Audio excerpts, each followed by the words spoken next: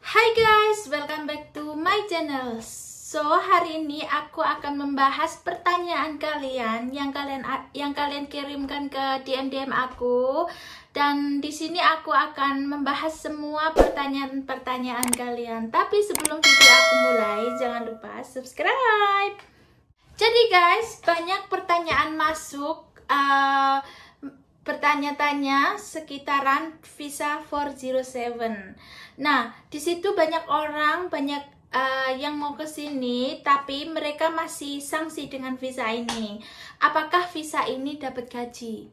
Karena di luaran sana banyak yang ngomong, katanya kalau kalian ke sini pakai 407 itu basic untuk training visa. Jawaban saya iya.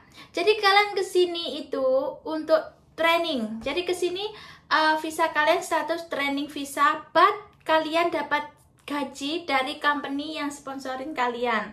Karena kalau kalian tidak dapat gaji di sini, siapa yang membiayai kalian?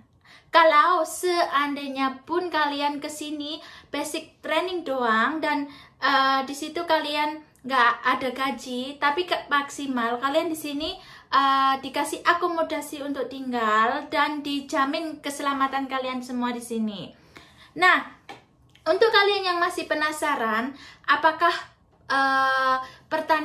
kerja di pertanian bisa pakai 407? Jadi visa 407 itu depend perusahaan apa dan perusahaan itu di mana, bergerak di bidang apa yang menyponsori kalian ke sini.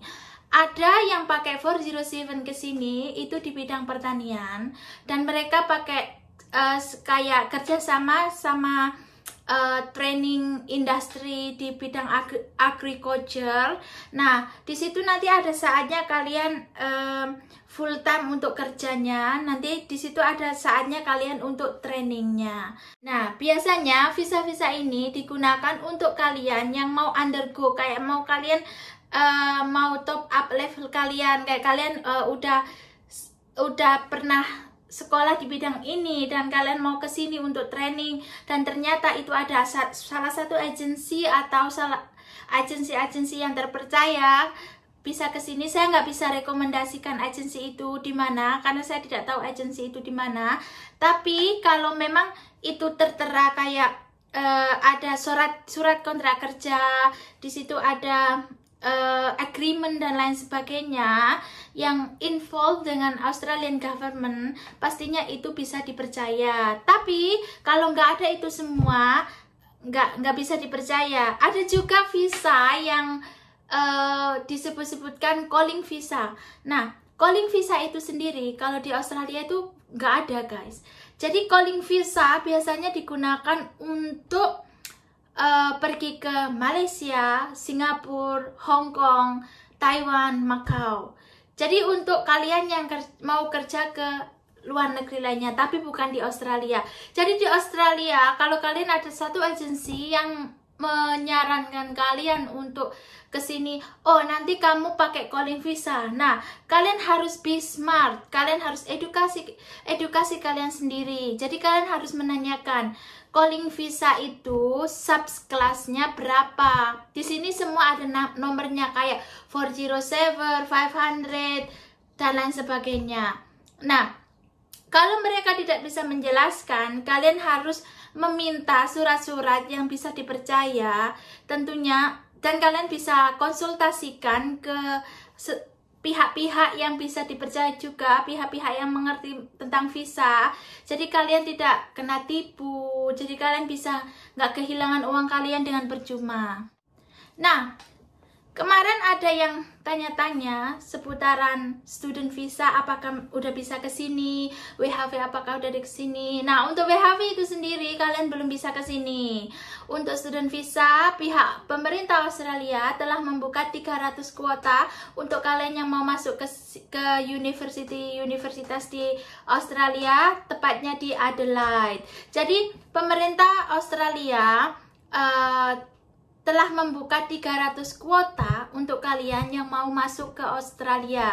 Jadi kalau kalian sudah punya visa, kalian buruan. Kalau belum punya visa juga, kalian secepatnya apply untuk student visa. Karena as soon as border dibuka, itu kalian akan diprioritaskan. Kalian akan boleh masuk ke sini untuk student visa.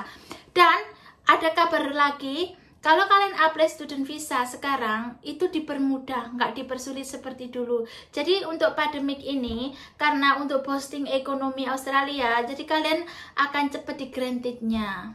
Lagi ada yang bilang, Kak, saya lulusan SMK, saya punya pengalaman kerja di luar negeri, saya punya pengalaman kerja di Jepang, dan lain sebagainya. Untuk pengalaman kerja di luar negeri, itu tidak digunakan untuk di sini. Ada salah satu perusahaan mungkin bisa menggunakan pengalaman kalian di another luar negeri untuk kerja ke sini. Kalau kalian punya sponsor ataupun punya suatu perusahaan yang mau mensponsori kalian di bidang yang pernah kalian lakukan. Nah, untuk yang lulusan SMA, SMK itu saya tidak bisa menyarankan kalian untuk ambil visa apa. Kalau kesini biasanya anak lulusan SMA, SMK, SMP dan lain sebagainya itu mereka pakai student visa. Mereka mau melanjutkan student kalian study ke sini. Jadi kalau seandainya Kak, saya lulusan SMP tapi saya bahasa Inggrisnya udah pernah mengikuti program bahasa Inggris di Indonesia, apakah saya bisa ke Australia untuk melanjutkan sekolah? Bisa. Kak, umur saya 35, apakah saya bisa melanjutkan sekolah ke Australia? Itu masih bisa juga. Nah, ada lagi yang tanya, Kak, kenapa SRPI belum dibuka-buka? Nah, karena berhubung websitenya untuk SRPI itu sendiri masih masa perbaikan dan juga WHV belum bisa masuk sini, kalian bersabar dulu. Ada lebih baiknya kalau kalian itu belajar IELTS dulu, karena IELTS adalah salah satu syarat untuk dapetin SRPI dan apply WHV. Pada intinya, kalau kalian mau apply sesuatu, jadi kalian siapkan semua dokumen-dokumen, kalian siapkan semua syarat-syarat yang tertera di visa apa yang mau kalian apply-kan. Jadi biar visa kalian tidak direfuse, visa kalian bisa cepat di-approve. Jadi kebanyakan visa direfuse itu kebanyakan dokumen palsu, kebanyakan terbentur biaya, kebanyakan wording kalian itu tidak bisa dipahami sama pihak imigrasi. Jadi kalau kalian mau apply visa, kalian harus persiapkan semua syarat lengkap. Jangan sampai tertunda, jangan sampai ada yang kurang. Kalau ada yang kurang, tentunya kalian akan dikembalikan. Kalian akan dikasih waktu 28 hari, dan setelah itu kalau kalian tidak bisa melengkapinya, kalian akan direview. Jadi daripada kalian buang-buang uang kalian, daripada kalian buang-buang waktu kalian, pelajari dulu visa apa yang mau kalian apply dan lengkapi semua syarat-syaratnya. Guys, itu tadi video dari aku. Ada kabar gembiranya, ada kabar nggak menyenangkannya, ada jawaban yang kalian tunggu-tunggu. Nah, kalau kalian mau request video-video apa kalian masih belum mengerti dan apa yang ingin aku bahas, aku bisa bikinin buat kalian.